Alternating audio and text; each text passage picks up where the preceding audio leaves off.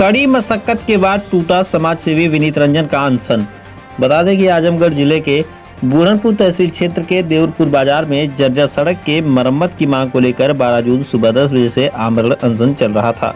12 जून को सिंचाई विभाग के जिलेदार मौके पर पहुंचे और समाज सेवी विनीत रंजन से बातचीत किए, लेकिन कुछ बात बनी नहीं और आमरण अनशन जारी रहा। जैसे जैसे दिन ढलता गया वैसे वैसे समाज सेवी विनीत रंजन की तबीयत बिगड़ती गई।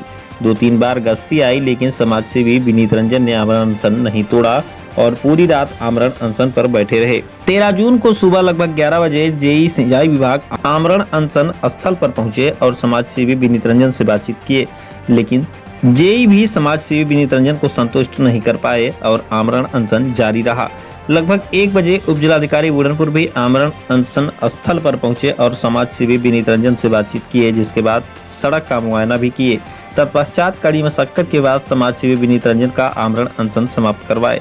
उप जिलाधिकारी बूढ़नपुर ने कहा कि इसके संबंध में मैं जिलाधिकारी महोदय को पत्र लिखूंगा। वहीं उन्होंने विभाग के उच्चाधिकारियों को भी इस मामले से अवगत कराया। समाज सेवी विनीत रंजन ने उप जिलाधिकारी बूढ़नपुर के आश्वासन के बाद अपना आमरण अनशन खत्म कर दिया और उन्होंने बताया कि यदि हमारी मांगों को जल्द ही पूरा नहीं किया गया तो हम लोग फिर से आमरण अनशन पर बैठेंगे और तब तक नहीं उठेंगे जब तक काम शुरू नहीं होगा। इस मौके पर उमाशंकर पटेल, ब्रजेश पटेल, रामप्रसाद तिवारी, अमित गौड़, तारड़ी प्रसाद दुबे, बिंदेश गौड़, त्रिभुवन सिंह, संतोष सिंह, श्रवण कुमार गुप्ता, चंद्रकेश राजभर, तिलकधारी राजभर, बड़े कोदई राम, शत्रुघ्न, मिथिलेश वर्मा, दयाराम पटेल सहित तमाम लोग मौजूद रहे। आइए दिखाते हैं विनोद राजभर की ये खास रिपोर्ट। नमस्कार, आप देख रहे हैं तेज न्यूज और मैं हूं विनोद राजभर।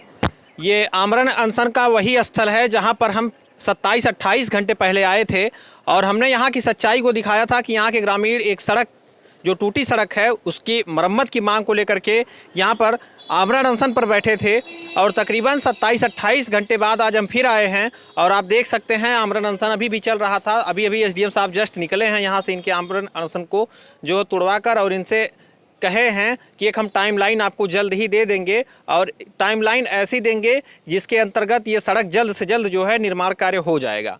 लेकिन आश्वासन का सिलसिला बहुत पहले से चल रहा है, जिसके संबंध में मैंने एसडीएम साहब से पूछा भी कि सर आश्वासन का सिलसिला तो काफ़ी दिनों से चल रहा है।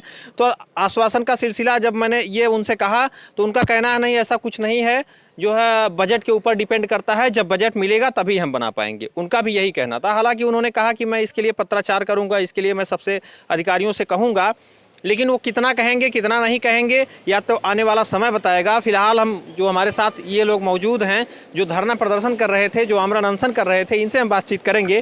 क्या नाम है सर आपका और अब पूरा मामला क्या था शुरू से आखिरी तक बताइए। विनीत रंजन। ये मामला NH 233 से हाईवे से निकल करके ये देवरपुर बाज़ार से सड़क जो बनकर जगदीश पिपरी लालपुर होते हुए अम्बेडकर नगर को जोड़ती है, ये लगभग 8-10 वर्षों से जर्जर पड़ी हुई है और इसके कुछ हिस्से जो है जो इसके उत्तरी साइड में है वो PWD ने 2-3 बार जो है उसको रिपेयर करवाया, लेकिन यहाँ से माइनर 1 किलोमीटर है और माइनर के बाद भी 1 किलोमीटर जो है बिना माइनर के सड़क है। 2 किलोमीटर सड़क जो है लगभग 8-10 वर्षों से जर्जर पड़ी है। हालांकि जब से ये 15-20 वर्ष हो गया लगभग इसको बने हुए, जब से ये इस पे जो है क्या नाम है पेंटिंग हुआ है, तब से लेकर अभी तक इस पे कोई रिपेयरिंग का कार्य नहीं हुआ है। और अब ये मामला जो है PWD और नहर विभाग जो है आपस में लेकर के तन बुन रहे हैं, जिससे हम ग्रामीणों की समस्या बनी हुई है। अच्छा ये बताइए, अभी एसडीएम साहब आए थे, क्या कहा उन्होंने, आपने क्यों अनशन तोड़ा? एसडीएम साहब ने ये कहा कि मैं इसको लिख करके पत्राचार करके और चाहे ये माइनर सिंचाई विभाग से हो और चाहे PWD से हो, मैं जल्द से जल्द इसको जो है बात करके पत्राचार करके आप मुझको एक जो है एक पत्रक और दे दीजिएगा। उसके माध्यम से मैं बातचीत करके और जितना जल्दी हो सकेगा, हो सकता है कि मानसून आने से पहले ही मैं इसको जो है प्रयास करके बनवा दूँ। चूँकि बजट की भी बात उन्होंने कहा तो उनसे जो बात हुई बजट के बारे में उनसे कहा गया, तो उन्होंने कहा मैं ऊपर शासन प्रशासन से बात करके उसके बाद जो भी जैसा भी होगा, प्रयास मेरा यही है कि जल्द से जल्द सड़क बने और बाकी अगर नहीं बनता है तो फिर आप जो करना होगा उसके लिए करिएगा, मैं आपके साथ हूँ। तो पत्राचार का सिलसिला तो काफ़ी दिनों से चल रहा है, इस पर क्या कहेंगे? हाँ, पत्राचार का सिलसिला तो काफ़ी दिनों से चल रहा है। डीएम साहब को भी कई बार दिया गया, कई लोग आए कई लोग गए और अब इनको भी दिया गया। पता नहीं, हो सकता है बीच में ये भी चले जाएं तो दूसरा जो भी दूसरे एसडीएम आए वो भी यही कहें, ये तो अलग बात है। लेकिन अगर अब ऐसा हुआ तो हम लोग अगर अब बैठेंगे तो फिर किसी के ऐसे जो है अनशन तोड़वाने या ऐसी बातों में फिर नहीं अब आएंगे। ये अंतिम है और आखिरी है। तो आप सुन सकते हैं इनका आखिरी फैसला जो है ये है कि अगर या भी एसडीएम साहब जो आश्वासन दिए हैं इसी तरह से एसडीएम दूसरे आए या इनका ट्रांसफ़र हो जाए या ये रहें, आश्वासन से अब ये लोग नहीं मानने वाले हैं। आने वाले समय में यदि जल्द ही सड़क का निर्माण नहीं होगा तो ये लोग फिर से आमरण अनशन करेंगे और इनकी मांगें अगर नहीं पूरी होती हैं तो ये लोग अब की बार जो है आमरण अनशन नहीं तोड़ेंगे। फिलहाल और कुछ लोग हैं मौजूद हैं, क्या कहेंगे इस पर? इस पे बहुत दिनों से आश्वासन ही मिल रहा है, आश्वासन के सिवा इस पे काम हुआ नहीं। ज़मीनी हकीकत आप लोग देख ही रहे हैं। आए दिन एकदम इस पे जो है परेशान है, ग्रामीण क्षेत्रवासी सभी लोग परेशान हैं। अधिकारियों का सिर्फ आश्वासन ही मिलता रहा है, बाकी कुछ काम तो हुआ नहीं, काम नहीं कोई हो रहा। काम कोई नहीं हो रहा। अच्छा ये बताइए आखिर इसमें गलती किसकी माना जाए, PWD विभाग की या नहर विभाग की? अब शासन तो ये बता रहा है PWD पहले इसको नहर विभाग वाले बनवाते हैं, हाँ सिंचाई विभाग वाले। अब सिंचाई विभाग वाले इसी में मामला उलझा है। अब क्या मैटर है कि कौन बनवाएगा, अभी तो आला अधिकारी प्रशासन ही जाने। तो आप सुन सकते हैं ये सरकारी विभाग दोनों आपस में लड़ रहे हैं कि मैं बनवाऊंगा नहीं मैं बनवाऊंगा, जिसके चक्कर में ये ग्रामीण इस टूटी फूटी सड़क से जाने को मजबूर हैं। और मैं आपको बता दूं ये सड़क पूरी तरह से क्षतिग्रस्त है, जाने लायक नहीं है। कुछ और लोग हैं, भाई साहब हैं, इनसे भी बात करेंगे। आ जाइए आप, क्या नाम है आपका सर? राम प्रसाद तिवारी। तिवारी जी, ये सड़क जो है टूटी फूटी है, क्या कहेंगे इसके लिए? ये सड़क काफ़ी दिनों से टूटी है, लगभग 7-8 साल हो गया। तब से यहाँ जो भी ग्रामीण गुजरते हैं वो घायल भी होते हैं, गिरते हैं, बच्चों का ड्रेस वगैरह भी ख़राब होता है।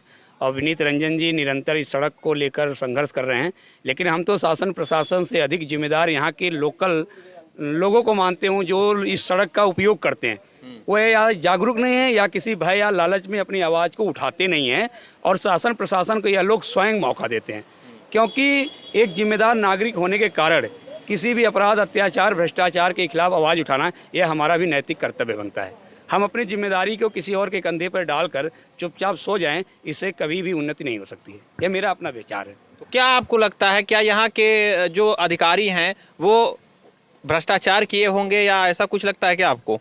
बिल्कुल बिना भ्रष्टाचार के अपने देश में कुछ भी नहीं होता है। मैं किसी एक व्यक्ति या एक जनप्रतिनिधि या एक अधिकारी को नहीं कह सकते हैं, लेकिन अनेक सर्वे हैं, राष्ट्रीय सर्वे भी है, अंतर्राष्ट्रीय सर्वे है, जिसके मानक अनुसार हम ये कह सकते हैं कि 90% जो है कार्य अपने देश में भ्रष्टाचार के माध्यम से ही होता है। और यदि 100 रुपया किसी कार्य के लिए दिया जाता है तो लगभग 40% उसमें जो है भ्रष्टाचार के भेंट ही चला जाता है। कैसे जाता है, किस तरह से जाता है, ये आप सभी लोगों को मालूम होगा, आप पत्रकार बंधु हैं। और रिसर्च के माध्यम से ये बार बार जो है सभी सर्वे कंपनियां इस बात को कहती हैं, इसका प्रमाण है। ये कोई 40-60 का कमीशन, हाँ, ये भ्रष्टाचार चलता है। ये हम नहीं कह रहे हैं, ये तो एजेंसियां, सरकार की जो एजेंसी हैं, सरकारी एजेंसियां खुद कहती हैं, CBI कहती है, ED कहती है, बड़ी बड़ी जो जांच एजेंसियां वो खुद मानती है कि अपने देश में भ्रष्टाचार है। तो आप सुन सकते हैं यहाँ के लोगों का जो है इस रास्ते से जाने पर बुरा हाल है। कभी भी बहुत दुर्घटनाएं यहाँ पर देखने को मिलती हैं, लेकिन संबंधित विभाग, संबंधित अधिकारी पूरी तरह से लापरवाही बरत रहे हैं, जिसकी वजह से इन लोगों को तमाम तरह की समस्याएं हो रही हैं। और मैं तो कहूँगा कि यहाँ का शासन प्रशासन, आजमगढ़ का जो है शासन प्रशासन पूरी तरह से निरंकुश हो चुका है, जो कि इनकी मांगों को नहीं सुन रहा है। ये 27-28 घंटे से बैठे हैं, अभी तक इन्होंने एक पानी हल्का सा भी एसडीएम साहब आए पिला करके इनको रिलीज़ किए, लेकिन ये पूरी तरह से आप देख सकते हैं इनकी जो है तबीयत गड़बड़ थी। एक बार रात में भी तबीयत गड़बड़ हुई, कल दोपहर में गड़बड़ हुई, कोई चेकअप करने तक नहीं आया। यहाँ के इतने लापरवाह अधिकारी और कर्मचारी हैं। डॉक्टर को सूचना दी गई, डॉक्टर भी अभी तक यहाँ मौजूद नहीं है।